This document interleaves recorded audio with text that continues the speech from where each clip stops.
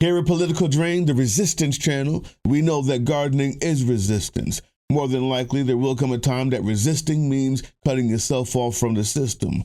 And knowing how to feed yourself and your community might be the difference between winning or losing this fight.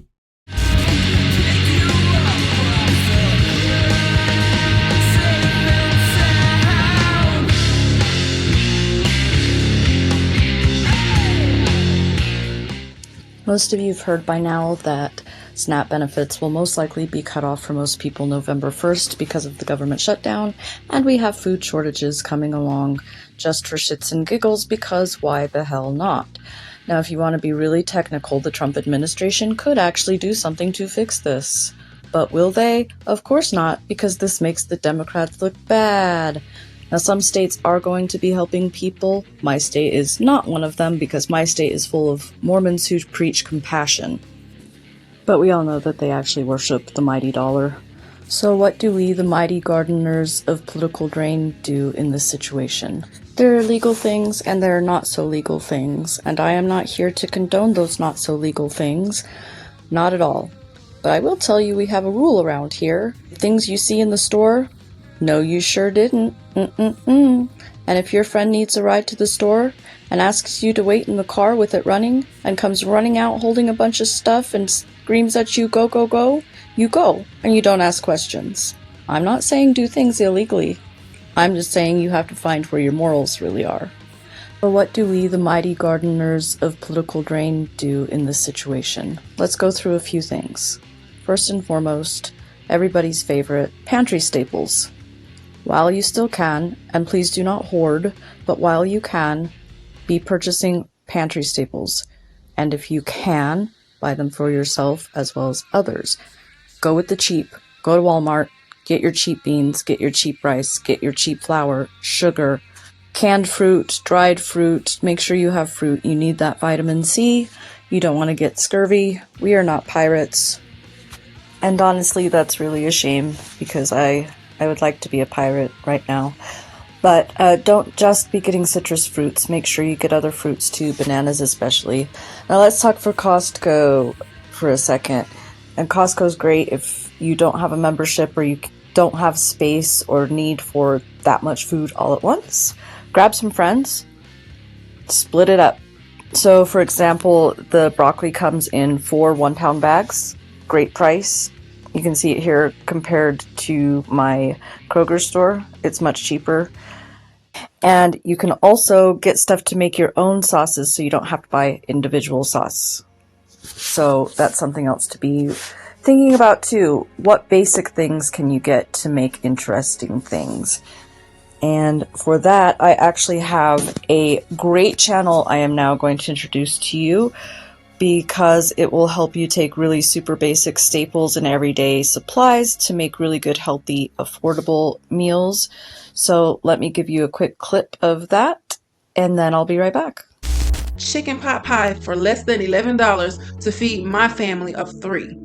All right, you guys, this chicken pot pie only entails 4 ingredients. In the economy that we are all in, I know we are all looking for ways to cut costs, and this is a delicious meal that you can get on the table to feed your family.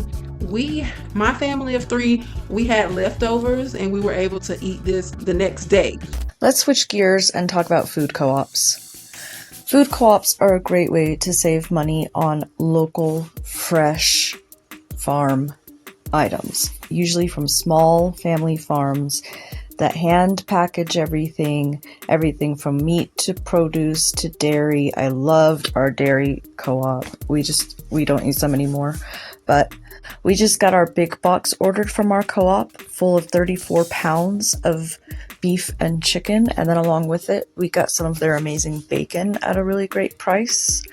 We got a 10-pound case of pork chops at an unbelievable price, and they usually have pork belly hovering around $5 a pound, which is amazing. Right now this deal on chicken is mind-blowing, and this is exactly the kind of thing I'm talking about, where you go in with friends. They also do some produce sometimes. Our strawberry patch was really pathetic this last year, so I bought a huge flat of strawberries. It was 8 pounds for $14. Dehydrated them, made lots of jam. It was fan-fucking-tastic. really, really good. Would absolutely buy again. With the chicken quarters that I don't particularly like, we make broth, and then we use the rest to turn into food for our animals, because remember, you need to think about them in times of shortage too. So just make sure that you are picking supplies up for your pets whenever you get a chance to grab a little bit of extra do. This is also a time to talk about backyard chickens. If you have them, you can give your eggs away to food pantries. You can also freeze them to last through the winter, and I feed them to my chickens to help them with their need for protein and as supplemental feed. So if you have enough chickens for that, that's also a great way to help out. We give lots to food pantries. Here are some photos of what we've done over the years. And then we also do lots of trading and selling and giving away on Nextdoor. I used to do it on Facebook quite a lot. Another great way to save some money is one last thing here, Too Good To Go. Great app, amazing prices. We just got 12 collages, which are Czech pastries, for only $7 per bag. So that was amazing. So here were a few ideas of ways you can be saving money and also be utilizing your groceries a little bit more. We can give you more ideas on ways to combine the last remnants of food cabinets and pantries. Just follow to learn a little bit about shelf-stable foods, the best ones to have on hand, and we will do a video on that. Catch all this and more, including some upcoming AMAs and Q&As over on our Patreon. Help support the channel, help us grow, help us reach more people we can help. Follow us over on Patreon, and follow us here, as always. Subscribe, like, comment, share. Tomorrow we fight. Hey YouTube, want a rare glimpse into the kitchen life of the Soggy Boggy Witch? Although I said that my channel will not be about recipes or processes for canning, for our Patreon members, it is. So join us over on Patreon for a rare glimpse into the Soggy Boggy kitchen, for some chaotic cooking as we can my amazing salsa verde.